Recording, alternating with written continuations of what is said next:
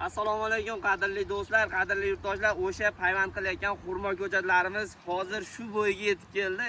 Ko'pchilik bahorda payvand qilmaydi, buni kuzda payvand qiladi deb yozganlar ham bo'ldi kommentariyada. Yo'q do'stlar, albatta buni bahorda payvand qilish kerak, chunki ko'karishi zo'r bo'ladi. Holatlarini ko'rsating mana. Super karalo xurmolarimiz xudo xolasa shu holatga yetib keldi. Oldi o'zi mana 1,5 metrga chiqdi oldi. Buni shakl beramiz, kesamiz, nasib bo'lsa kuz mavsumiga noyabr oyiga ko'chatlar tayyor bo'ladi. Holati o'ta go'zal. Buni qarang mana, bu taraflarni ham ko'rsating mana. Maşalloh. Buni hammasini sortiga qilib payvand qilib qo'yganmiz. Bu yerda ramashka bor, super karalo, baxmal sort. 3 xil sortimiz bor bu poliyamizda. Yana bir poliyamizni obzor qilganmiz. U yerda asosan super karalo bilan baxmal ulaganmiz.